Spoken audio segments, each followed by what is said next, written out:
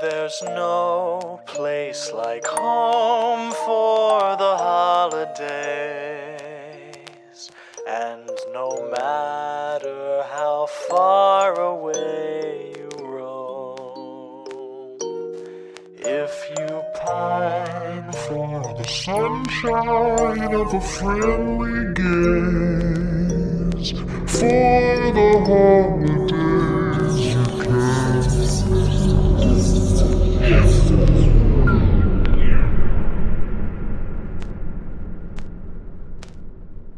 Welcome back to Horror for the Holidays, a Christmas horror movie podcast. I'm Jay Logsden. And it's me, Granddad Dog. Another classic British Christmas horror movie for this week's episode, eh? It's me, the fat chud dumb down the pub. I mean, there's one great thing going on in Britain right now, in the United Kingdom, in England specifically, and that is West Ham made the UEFA Conference League finals. So on June 7th, hopefully they beat Fiorentina. Oh, I thought you were talking about the Vampire King sitting on the magic rock to make his reign official. Oh man, that was something else too. Remember when he had to put on gloves? That was weird. Yeah. Oh man, what a strange country.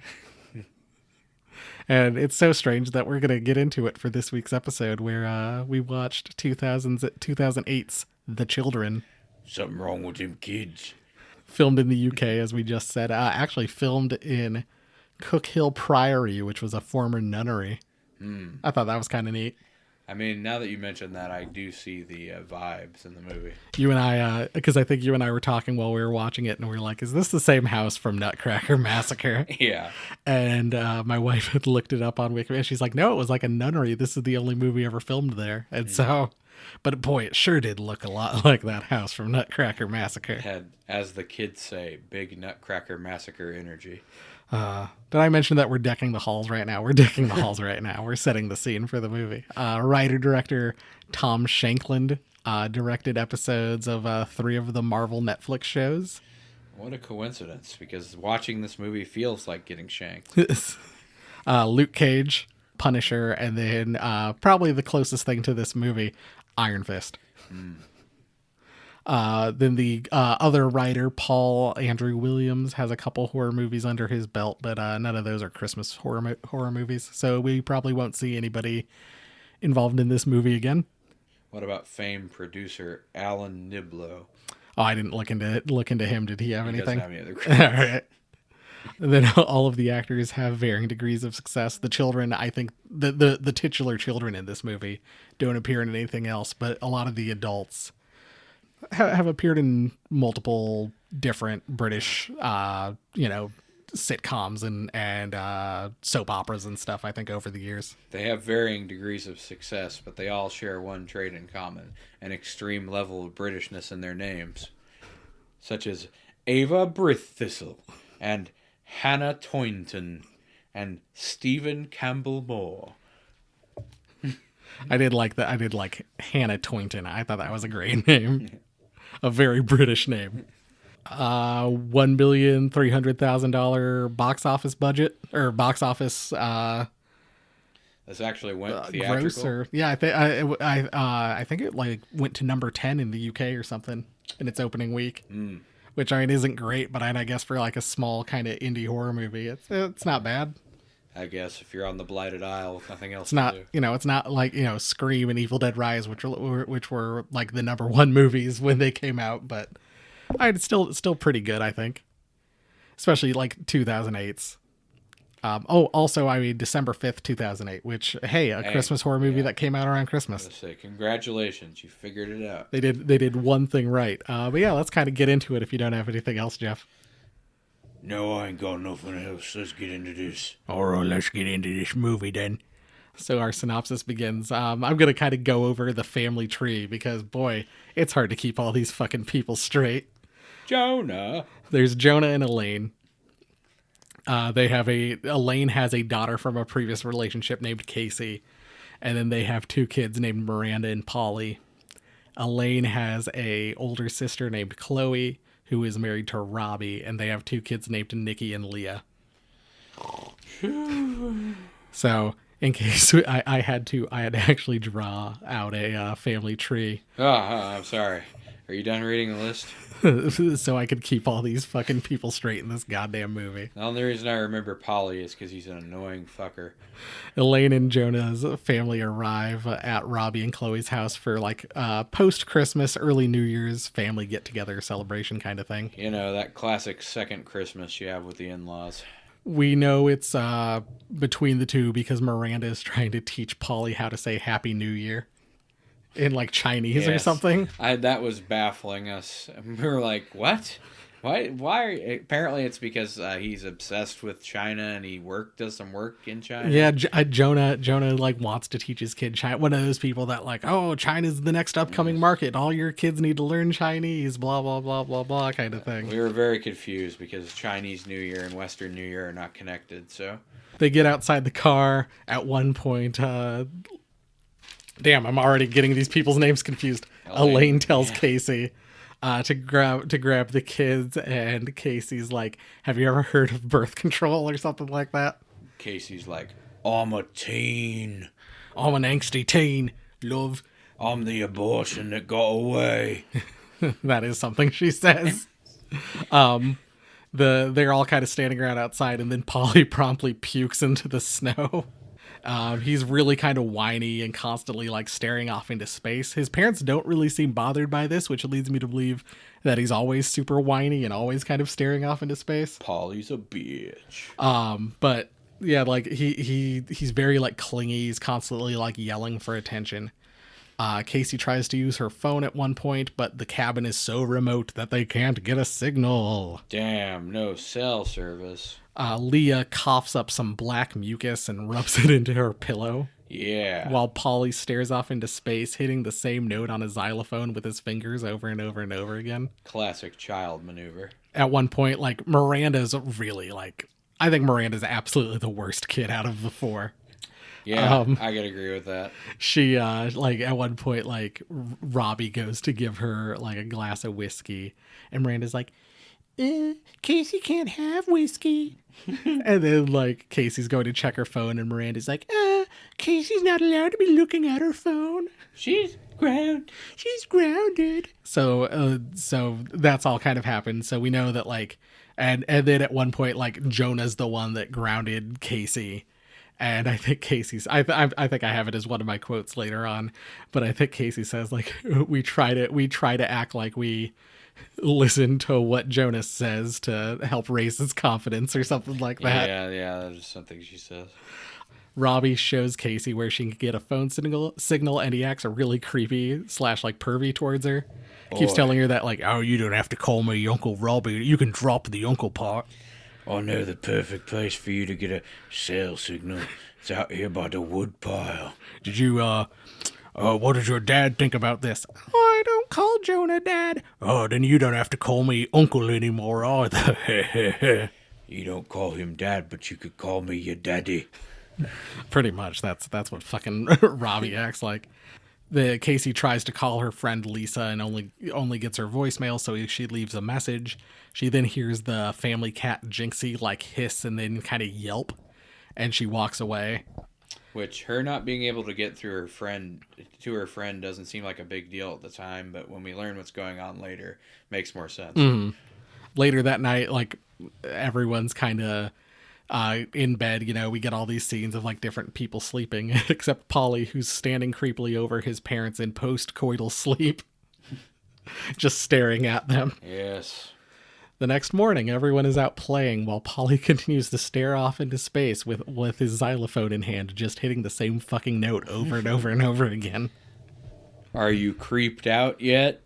Casey is finally able to get a hold of her friend Lisa on the phone, and Lisa says that they will pick her up in a little bit, but her boyfriend's little brother is sick. Weird. Uh-oh.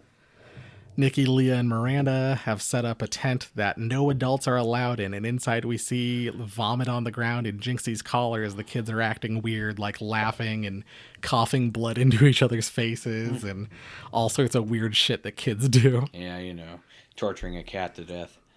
Elaine and Chloe get drinks ready for everyone while they're complaining about their mom. And Elaine says something like along the lines of like, "Promise you'll kill me if I start turning into mom." Ooh, foreshadowing. Oh boy. This movie's just full of tantalizing information like that.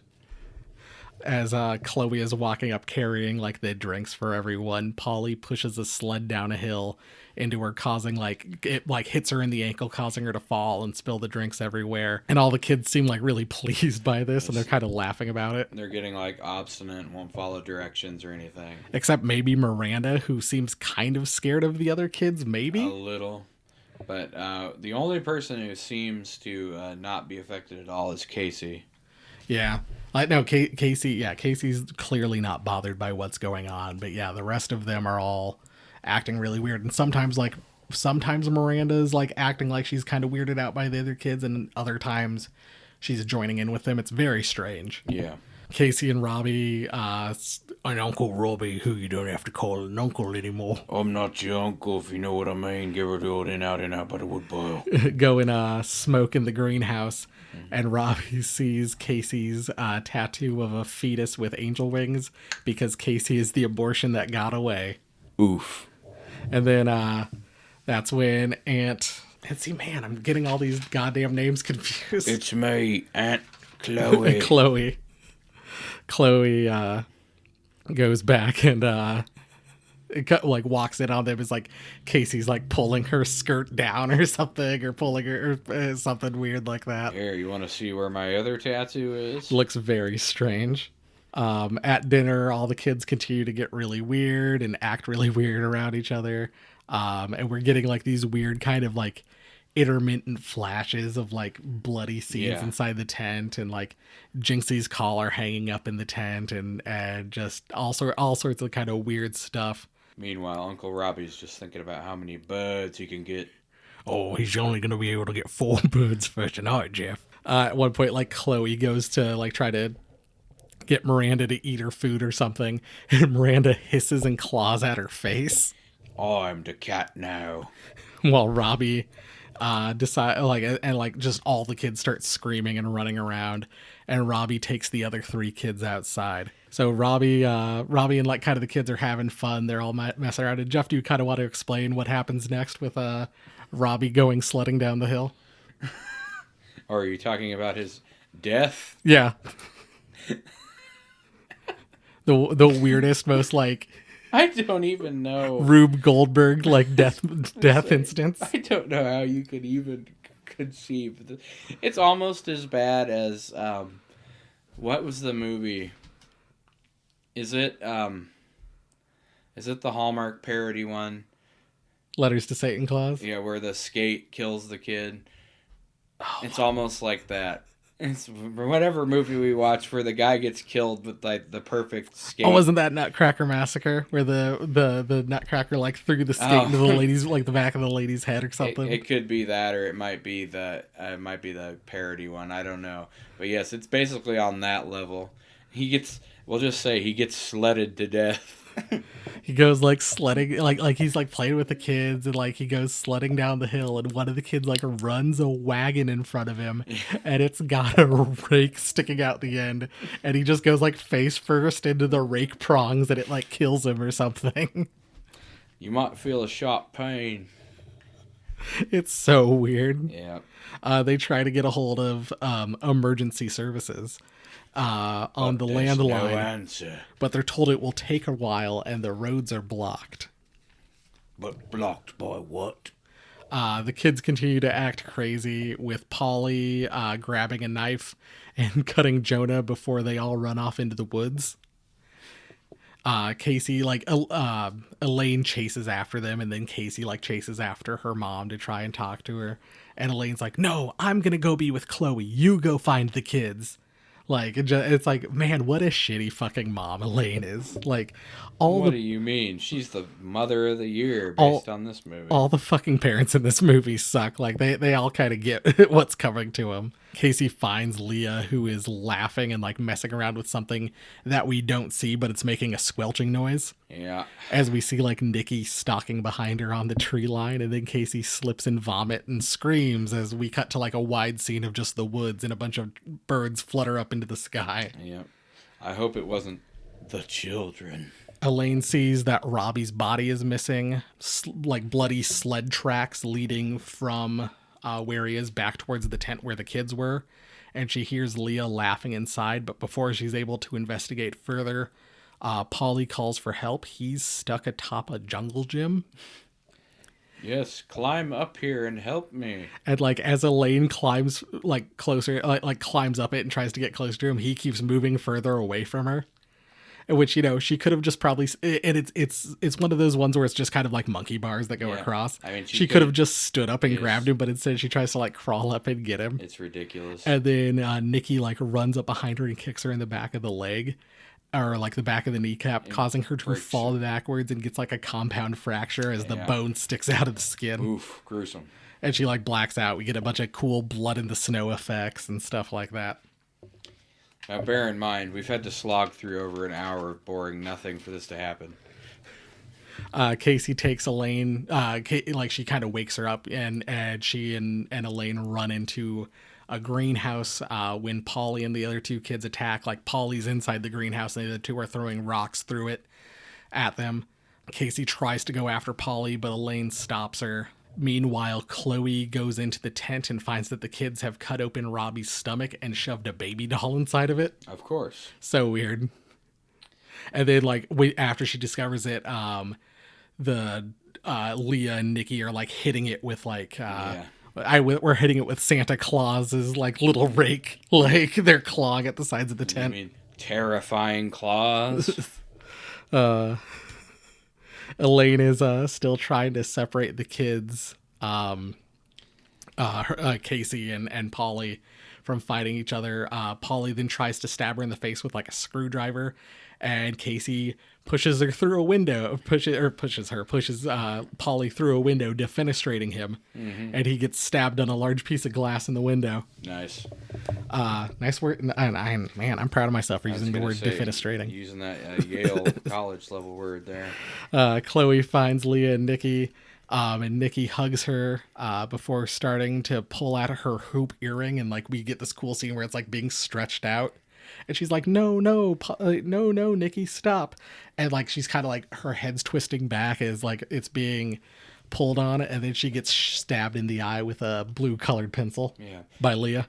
Well, you know, she, even though everything that's happened, she refuses to believe that her children are evil. And so, I'm going to run out into the woods and see if I can reason with them. Well, I think, like, even though, her kids, like, attacked her in the tent, she thinks that it was Casey that attacked her in the tent for some reason. It's very weird.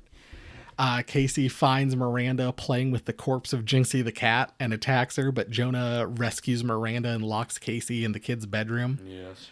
Jonah takes Miranda to leave in the car, and like he's gonna go get help. And Miranda runs up and tells Elaine like, "Bye bye, mommy. Play nice with Nikki and Leah." Before she takes the splints off of Elaine's leg and runs away, so Elaine can't get up.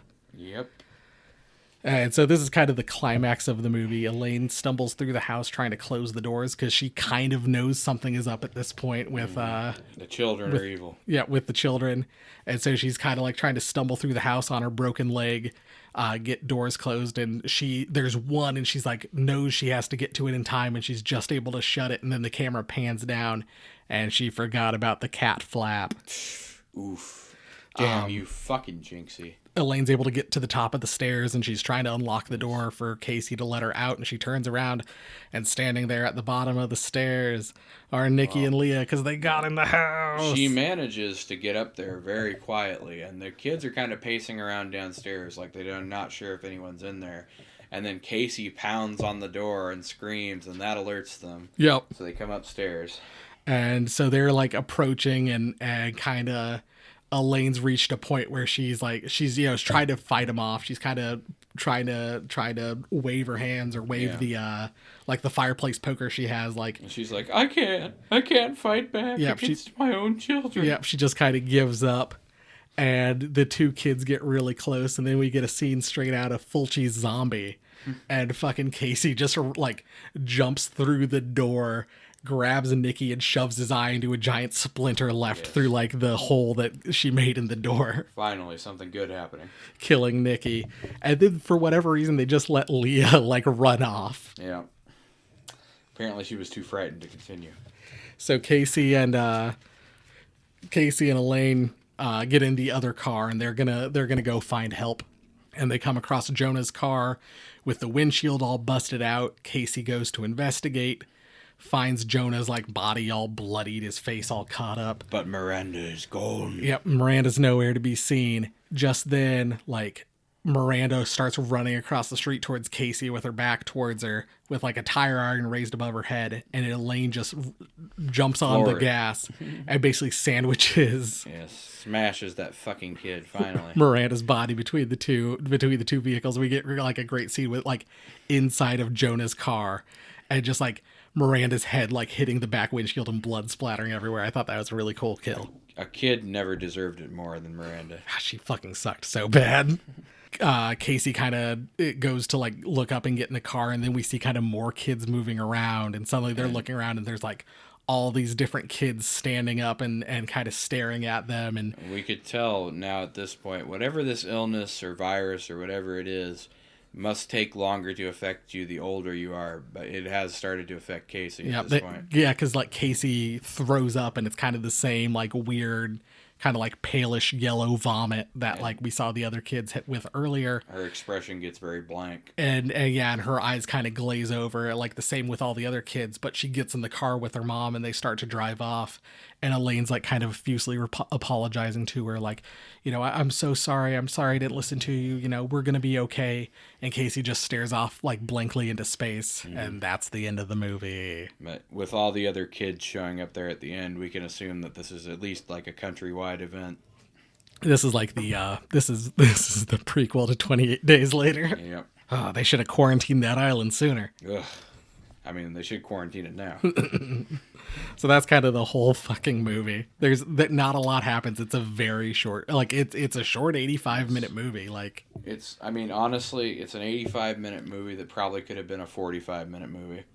I agree. We'll talk about it. We'll talk about it later. Let's get into our minutia. Before we move on, let's mention during this plot, we mentioned that Jonah was acting really suspect to both of us.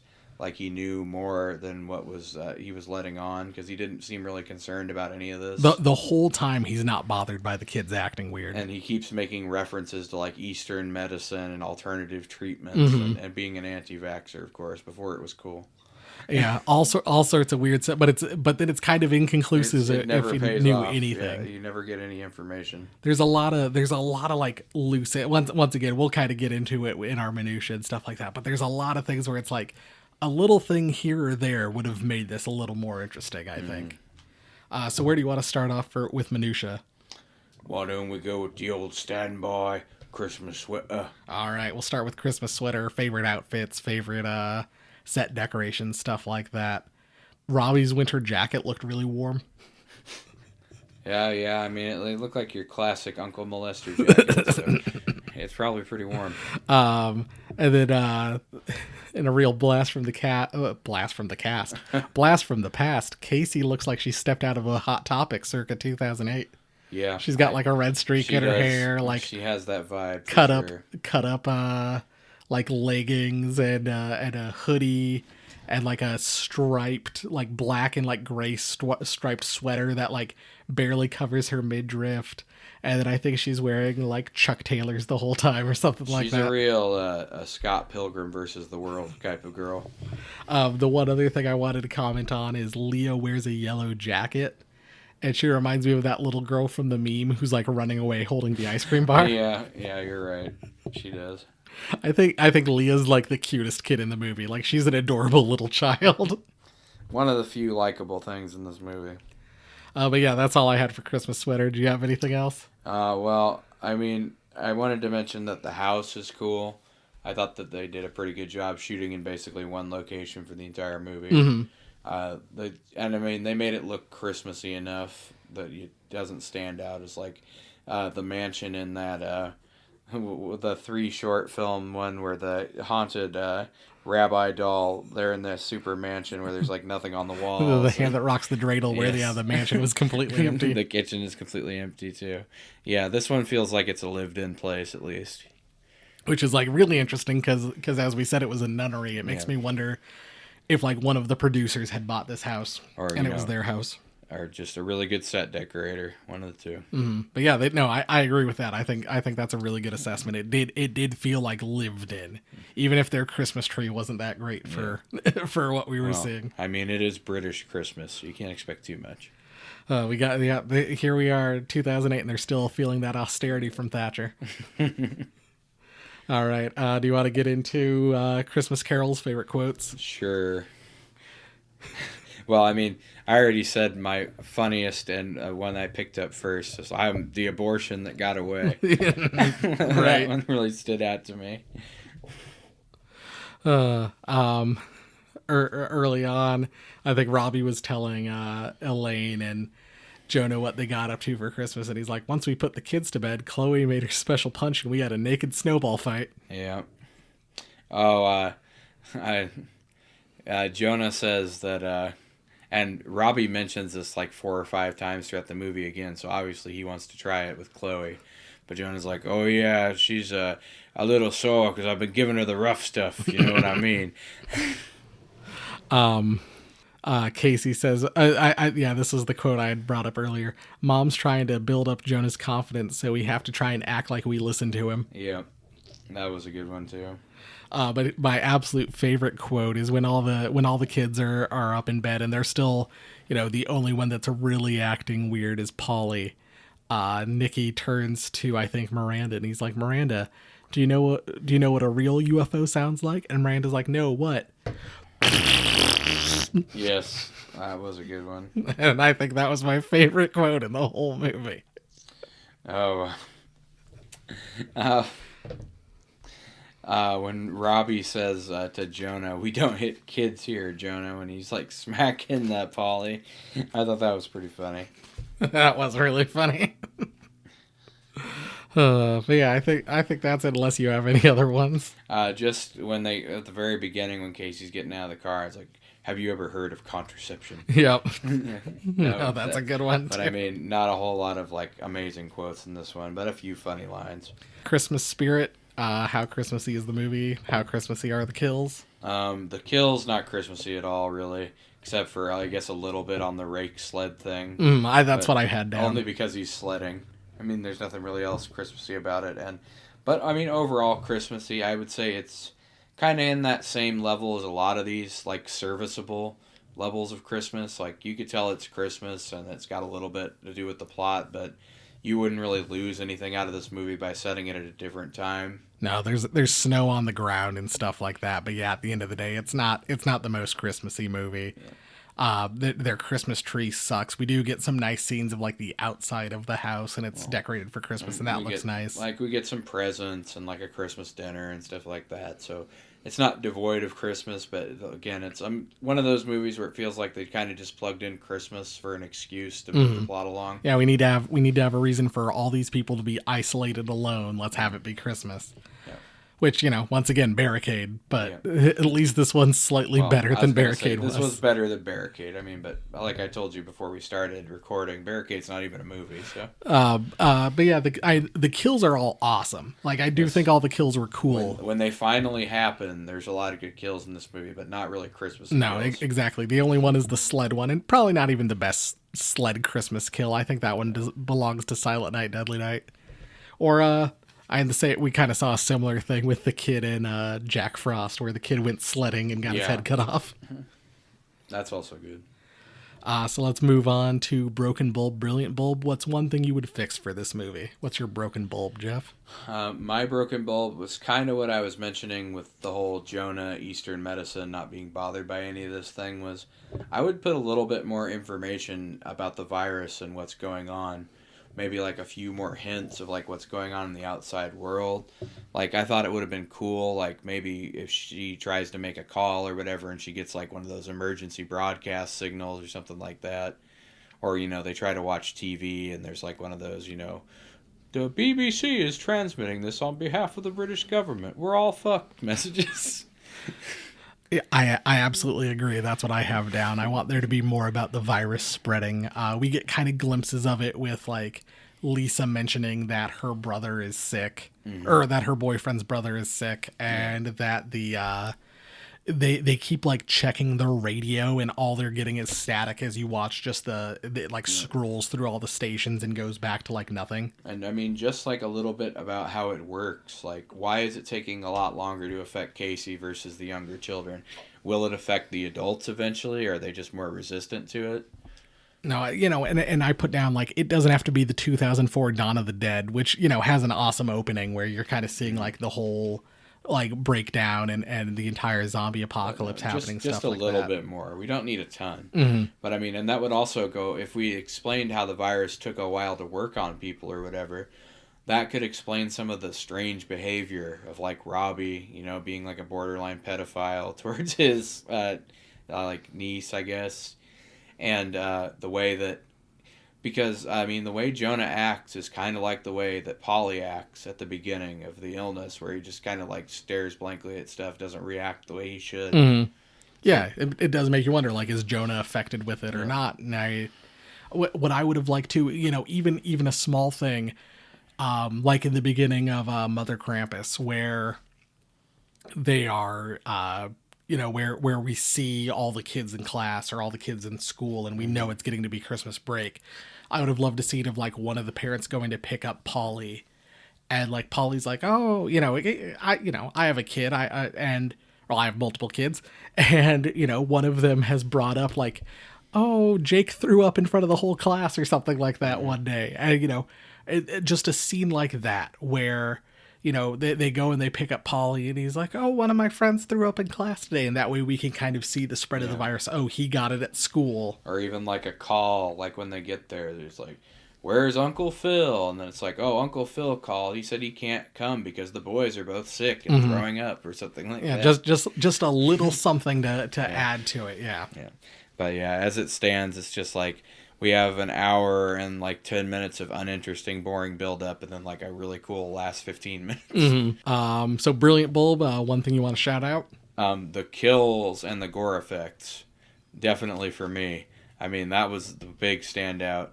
I mean, you can't really say that the dialogue or any of the quotes or anything were that special, but like just that horrible compound fracture when she gets pushed off the jungle gym. Or, I mean, even the ridiculous rake sled kill, even though it was, like, ridiculously, like a 1 in a million type thing to actually kill him, it was still looked really cool and was done really well. Even, like, the weird tent scenes where they're, like, spitting blood at each other and stuff like that, I thought it was by far the most interesting thing in the movie, I think. No, once again, on the exact same page, I had that the kills were amazing. My two favorites were Chloe's and Nikki's. Chloe with the grabbing the earring and pulling it so, you know, she kind of looked up, and then getting stabbed in the face with the blue colored pencil. Mm-hmm. And the reason that was earlier in the movie, Chloe had chastised Leah because like Leah had like colored eyeshadow with a blue colored pencil like on her eyelid, so then it was kind of Leah getting her back for it. Yeah. And then Nikki's death with the Fulci zombie fucking door eyeball scene. That was great. I was going to say, that was one of my favorites. And Miranda finally getting smashed by the car. That was another one. Yeah, but all the deaths are great. Like, yes, gore effects are through the roof. By far the best thing about this movie. And like, I mean, puke vomit is always gross, but the puke looked especially like gross in this movie. It was nasty. It wasn't like in Mother Krampus, where the first time we watched it, we thought the kid had picked up a bunch of puke in the aisle, and it turns out it was candy. Yeah, stop reminding me of that movie. Another British film, by the way. I mean, I would say out of the 3 British Christmas horror movies we've had so far, this one's probably the best one. Well, I mean, if you're going by that bar, I suppose. Of course, you know, I didn't mention it earlier because I know that the fans are probably tired of hearing it by now, but let me just reiterate. We went from a Canadian movie to a British movie, you know, out of the frying pan into the fire. It's like, you know, you have the poison fruit in Canada, and now we go back to the tree for an even more boring movie. I mean, Jeff, we just got to make it like 2 more weeks after West Ham win the UEFA Europa Conference League, and then you can bash England all you want for until the start of next season. Oh, I guess I can hold off that long. All right. It'll make you happy. But if they lose, I mean, yeah, They're gone. Yeah, all the gloves are off. Yeah, a bunch of right wankers. So let's get into our final ranking. Every episode we rank these movies off of one of 3 categories. Is it ho ho ho hilarious? Is it you will be sorry? Or is it, oh, what's the other one? Seasonally scary. Yeah. God damn it. That's the 3. That's going in. That's staying in, ladies and gentlemen. I'm just going to leave it. Fuck. Forgot it. Forgot the rating system. Been doing this for like a year now. Forgot our own goddamn rating system. All right, so yeah, is it seasonally scarring? This is your brain on British media, people. Is it seasonally scary? Is it ho ho ho hilarious? Is it you'll be sorry, Jeff? How about you kick it off? This one I really struggled with, but I had to, at the end of the day, give it a you'll be sorry, just because while the kills and the last 15 to 20 minutes are a really cool movie, the rest of it is just so mind-numbingly boring that I tried to rewatch this with my wife, and she fell asleep about 45 minutes in, and it's not like I could really blame her, because it's like, what am I supposed to do? Oh, if you slog through the first hour and 10 minutes of this, it's going to be really good at the end. It's like, you can't really sell a movie that way. It's got to, and like we said with the broken bulb earlier, we could have made this a more interesting movie without, I realize that the gore effects and stuff are probably expensive, and it's hard to shoot these kind of scenes with kids, I'm sure, so they didn't want to do a ton of kills. But they could have sprinkled some more information about the virus and stuff throughout the movie to make it more interesting leading up to the kills at the end.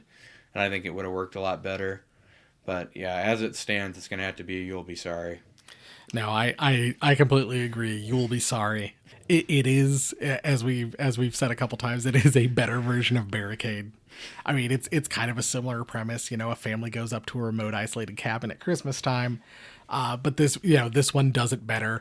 I think part of it is having more people. I think part of it is having a more interesting thing going on. Yes, having more than 2 kids definitely helps. And and not overly boring. I mean, it's 85 minutes, so it's a very short, quick runtime. Like, I think at one point, just after Robbie had been killed, my wife asked me how much was left in the movie on our rewatch, and I was like, oh, we're almost done. And she's like, we are? And I'm like, yeah, there's maybe, 20 minutes left at this point, 25. And she was like, but only one person has died. I'm like, yeah, it's 85 minutes. There's not much left of the movie. And that's honestly, if you ask how long is left in a movie, that's a really bad sign already. Exactly. I think this would have made like a better episode of like an anthology series, like a Black Mirror, or even part of like a 13 Slaves Tell Xmas or something like that. Yeah. If trim down the sides and stick it on like a Twilight Zone episode, I think it would have been perfect. Yes, I'd say if you want to give it a little bit of build up and not just go straight to the killing, I'd say this is like a solid 45 minutes worth of like a short film or something like that. I will say though that I think these are the best child actors we've had so far. Yeah. I mean, maybe they were just acting like kids, and so they were able to do it like so they were able. But man, they were all super annoying. I hated all of them a lot, and that's also what they were supposed to be the whole time. So it kind of worked. I think I would agree with that. These are probably the best child actors so far. So yeah, that's 2 You'll Be Sorries for this movie. Oof. So do you want to do our naughty list? And if so, how do you want to handle it this time? Well, the naughty list pretty much has to be the virus, right? That's what I was going to ask. Is it? Are we just going to go with the kids, or is it going to be the virus? Because there's really nothing that would point towards one person being a villain in this. Ultimately, the kids really can't control their actions, it seems like, so.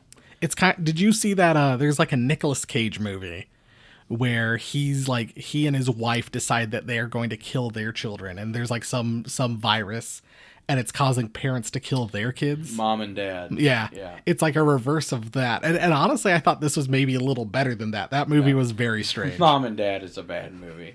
It's got plenty of Cage in it, but other than that, it's pretty bad. The only good thing in that movie is Grant Morrison shows up as like a doctor for a scene. But I mean, yeah, this is like a better version of that concept. And you can tell that some of the kids are like afraid or like regret towards the beginning before the virus like fully takes hold. But by the end, they seem like they're pretty much lost to whatever this is. Mm-hmm. Obviously, it's pretty powerful because it will make children. It seems to make them more clever, I think, than you would expect for somebody that age. Like the kind of ways that they ambush the parents and trap them into things. So I'm guessing it probably boosts their at least their cognitive abilities a little bit. Maybe their strength and stuff too. It seems like they're a little bit more durable and faster than they should be, probably. But I mean, it's no Dawn of the Dead level, like zombie virus that turns them into like runners or whatever. No, I agree. I think the virus. Yeah, we just got to go with the virus, and you know, and yeah, you kind of do see that slow progression. The Polly's probably the youngest kid. He gets sick first, and then it's Leah, Nikki. Yeah. And, you know, yeah, Miranda kind of fights it off for a bit, but you're not sure what is Miranda being the asshole kid that we've seen the whole movie, and what's Miranda being the monster. And it's got to be the virus. And if it's the virus, I mean, it's potentially apocalyptic level. Yeah. So once again, we got to put it right at the top of our naughty list. Well, and it's like we've seen that it takes a long time to work the older you are. Because, I mean, Casey survives basically the entire movie without any effects from it. Well, I mean, unless you want to go with the reason that she was so casually killing the other kids was because she was starting to be affected by the virus. No, I don't honestly, the point where I think she probably got infected was when she slipped and fell and landed in the puke. Because she seemed to, when she kills Nikki on the door with your favorite kill, she doesn't really have any emotion tied to that at all. So maybe it's starting to take hold at that point. Right, yeah, maybe that's like a glimpse of the moment there. Because she has zero fucks when she kills him. Yeah, so if we're gonna put the virus like that high up, and we're gonna say the viruses. But I would say it's not as big of a threat, I don't think, as the Black Friday virus. I was just gonna say maybe put it right below Black Friday. Yeah. Especially because conceivably we can just quarantine all of England. Yeah, I mean the Black Friday thing. It's technically a parasite, right? Or like an alien kind of or something. Fungus, maybe. But yeah, I mean, it's along the same lines, and I would say that this is like a weaker version of that. Right. And you know, the difference is Black Friday, they mutated into a giant alien. Yes. Where this one, it was just kind of a virus that just makes kids attack and kill their parents, and maybe turns people into zombies later on. We don't know. Maybe affects adults, maybe not. We didn't get a long enough look at it to really see and know information, so... So with that, with our naughty list completed, let's crack open our email inbox with an actual email this time. Yeah, I knew berating these fans would pay off eventually. In a segment we like to call... Garbage Day! Huh? No!